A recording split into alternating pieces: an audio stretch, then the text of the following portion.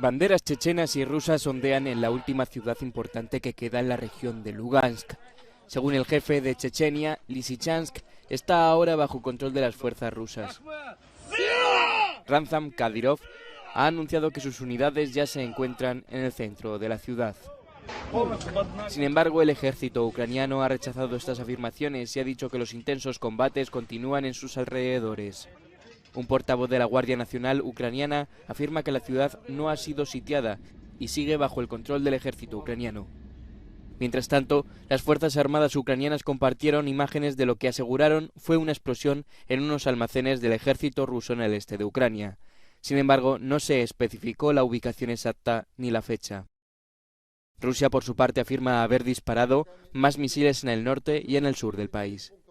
El Ministerio de Defensa ruso ha asegurado que destruyó 5 puestos de mando ucranianos en el Donbass y en la región de Mykolaiv con armas de alta precisión. Además, el ejército ruso ha atacado 3 depósitos de municiones en la región de Zaporilla y una base de armas ucraniana en Kharkov.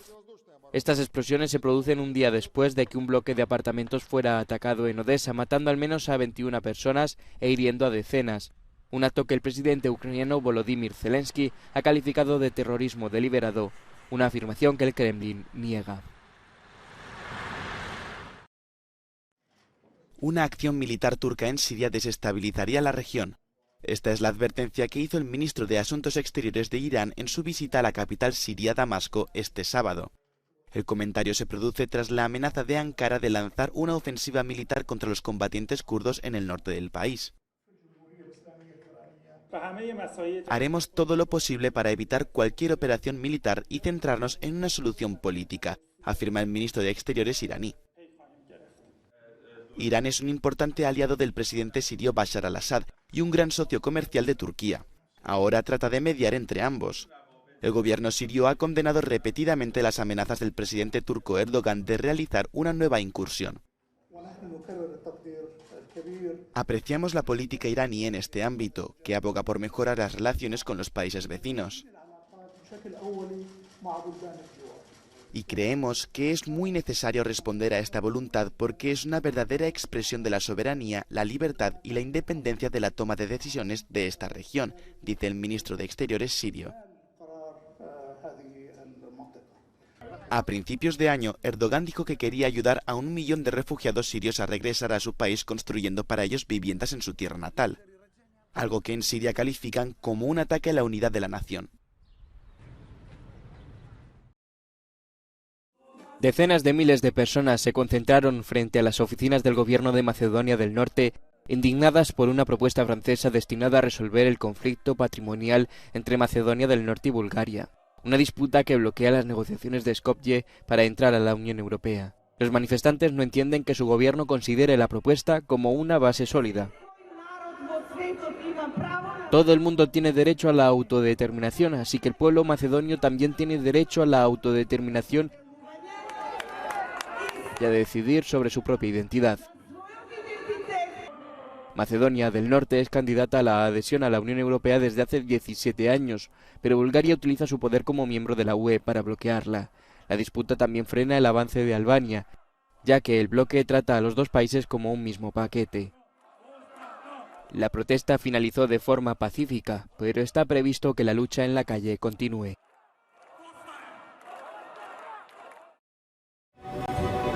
Es la primera obra musical para una orquesta sinfónica del famoso integrante de los Daft Punk, Thomas Bangalter. Cobra vida en la representación de mitologías en la Ópera Nacional de Burdeos gracias al gran coreógrafo francés Angelin Prengolkar. La música de los Daft Punk funciona como vehículo de toda una obra que ofrece una mirada diferente de las mitologías de todo tipo, mayas, griegas, desde las más antiguas hasta las más contemporáneas. Hay muchas influencias de la música barroca. Thomas es un apasionado por Bach, por Vivaldi, por la pureza de la escritura, la pureza del estilo.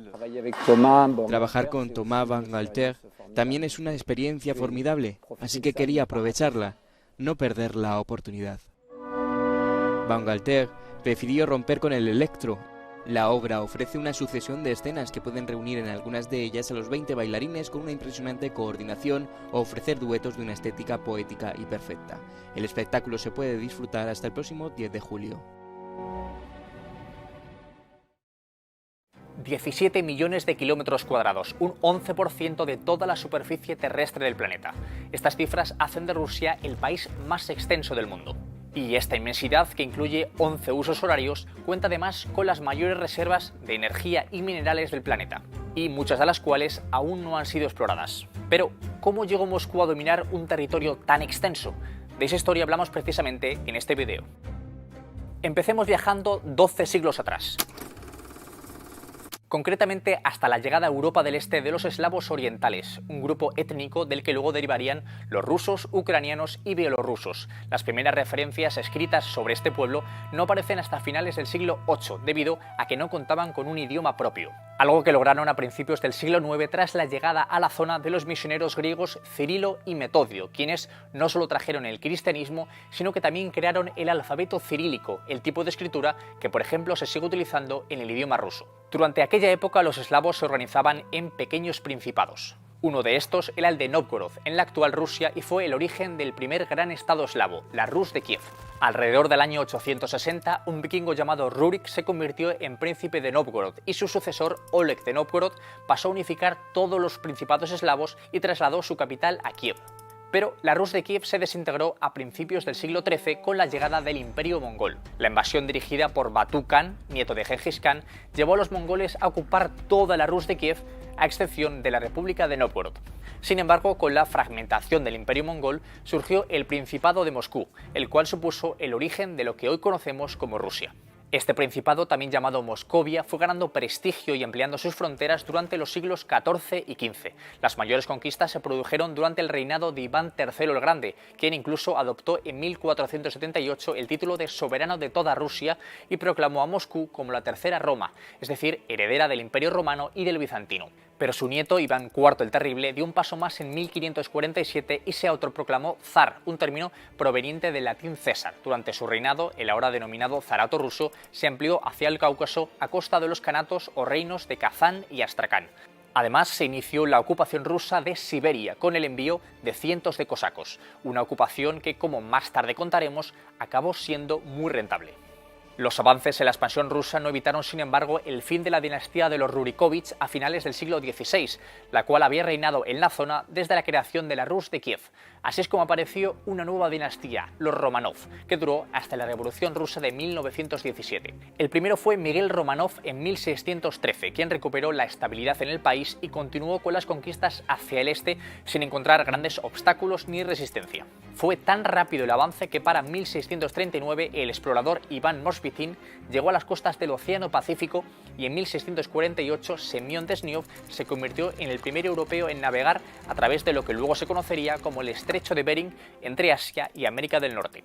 Mientras tanto, al oeste, Rusia logró recuperar parte de los territorios de la antigua Rus de Kiev. El siguiente gran cambio en la historia de Rusia llegó de la mano de Pedro I el Grande. En 1721 asumió el título de emperador, por lo que el zarato ruso se convirtió en el Imperio Ruso. Esta decisión llegó tras una importante victoria frente a Suecia, con la que se logró la ansiada salida al mar Báltico. Precisamente durante esta guerra es que se fundó la ciudad de San Petersburgo, en honor a Pedro I, que se convirtió en capital del imperio desde 1712. Unos años después, en la otra punta de Rusia se lograba otro hito histórico. En 1741, el navegante danés Vitus Bering, que trabajaba para Rusia, dirigió una expedición que logró alcanzar la costa occidental de América del Norte. Así es como se iniciaba la exploración de Alaska, de ahí el nombre del Estrecho de Bering. Mientras que la conquista por el este era relativamente sencilla, al oeste los avances requerían duros enfrentamientos. Catalina II la Grande luchó contra el Imperio Otomano por el control del Mar Negro y logró la anexión de Crimea y de Odesa. Además, se anexionó el este de Polonia después de un acuerdo con Prusia y Austria.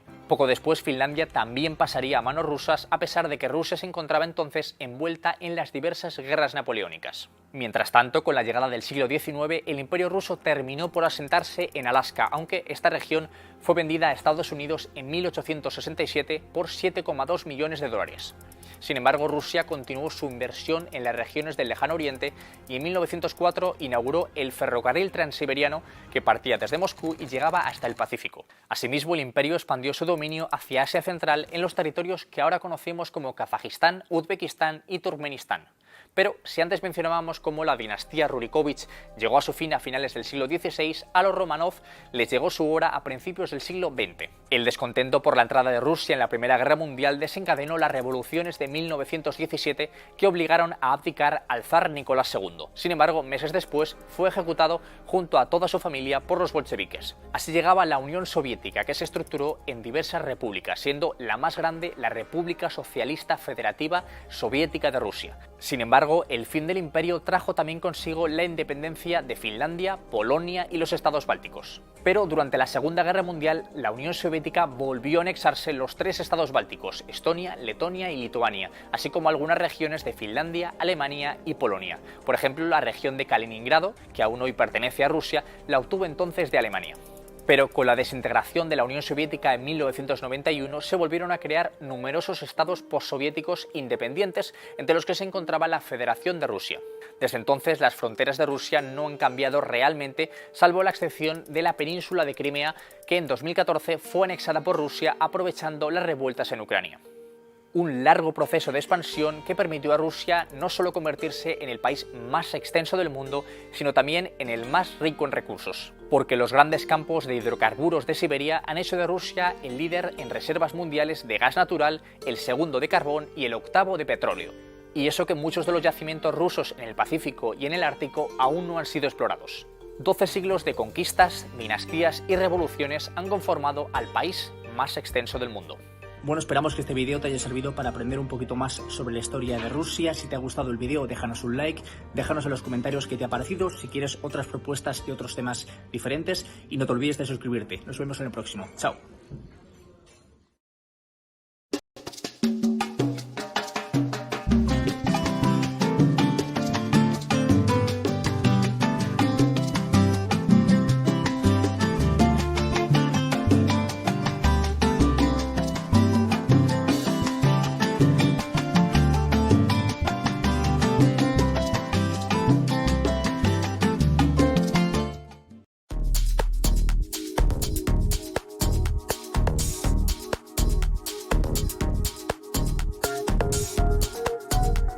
Objects in light follow all curvature of space.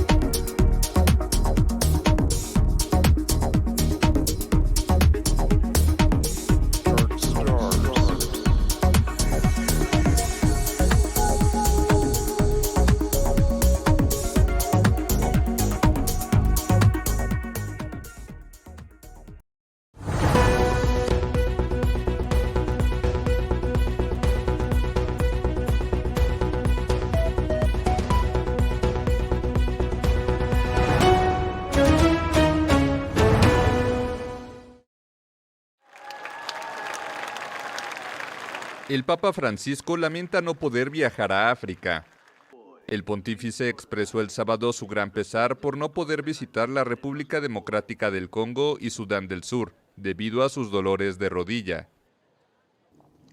Pienso en Sudán del Sur y el grito de paz de su pueblo, que agotado por la violencia y la pobreza, espera hechos concretos del proceso de reconciliación nacional.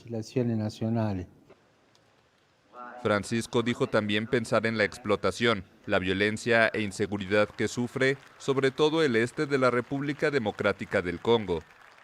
El 10 de junio pasado, el Vaticano anunció el aplazamiento indefinido del viaje, reavivando la preocupación por la salud del pontífice.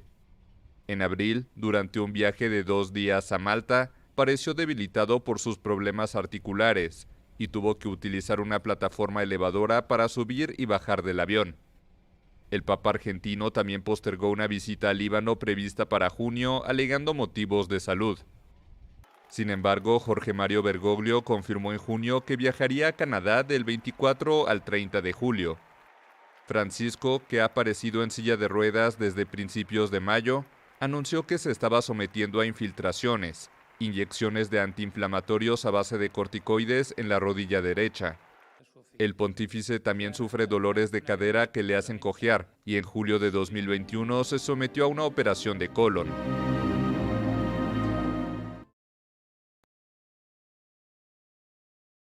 Cosechar agua es posible gracias a un sistema que usan en Chile, al que llaman atrapanieblas.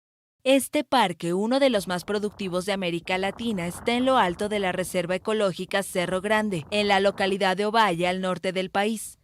La niebla cubre a diario este sector donde el viento y el frío son predominantes. Hay 16 paneles de malla plástica, conocida como malla Rachel, y cada uno es de 9 metros cuadrados. Con ellos logran captar o atrapar el agua condensada en la niebla. Luego, por gravedad, cae en estanques donde se almacena.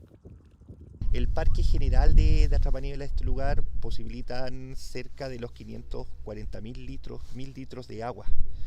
Esa es nos posiciona como uno de los oasis de niebla más importantes de América Latina.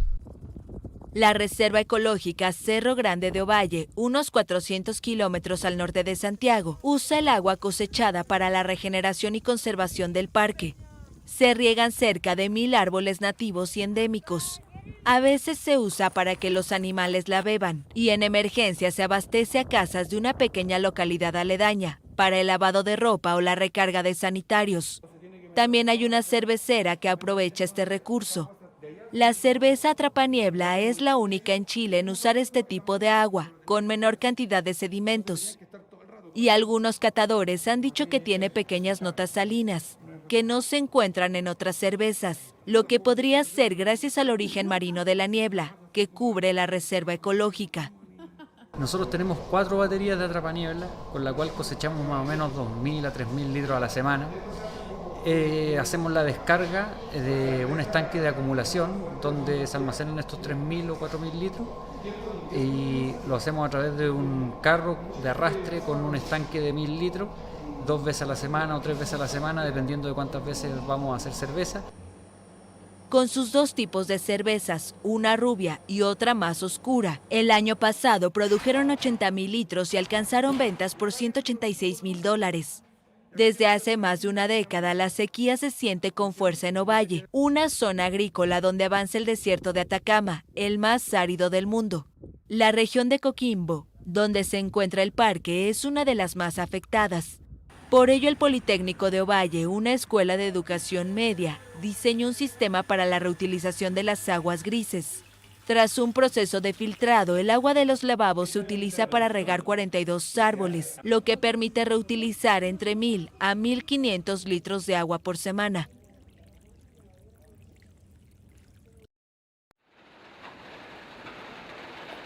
La escena se repite todos los días en la frontera entre México y Estados Unidos.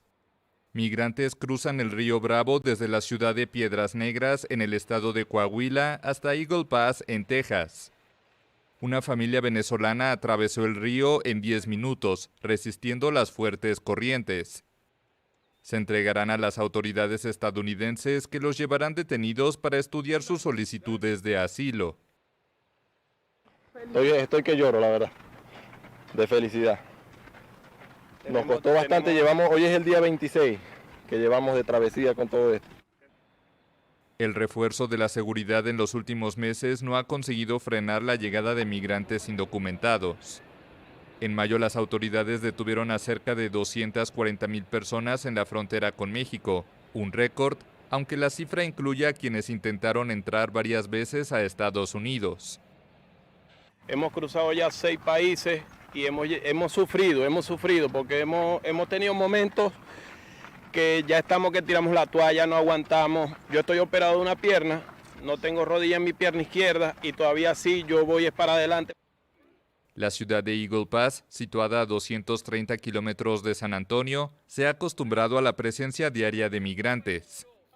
En 2 años, el refugio Mission Border Hope ha pasado de acoger a 20 personas por semana hasta 600 al día. Vienen lastimados físicamente, vienen con heridas en los pies, en las piernas, vienen delgados, vienen muy quemados por el sol, además de las heridas emocionales. El refugio recibe solamente a las personas liberadas por la patrulla fronteriza, aquellas que podrán solicitar el asilo tras sortear el título 42, una medida que aplica sobre todo a mexicanos y centroamericanos y que permite la deportación de los migrantes bajo el pretexto de la pandemia de COVID-19. Para quienes tratan de eludir a la patrulla fronteriza, la travesía es aún más costosa y peligrosa. Los coyotes cobran hasta $10,000 y los migrantes se arriesgan a viajar en condiciones infrahumanas, como el medio centenar de personas fallecidas que fueron encontradas en un camión en San Antonio.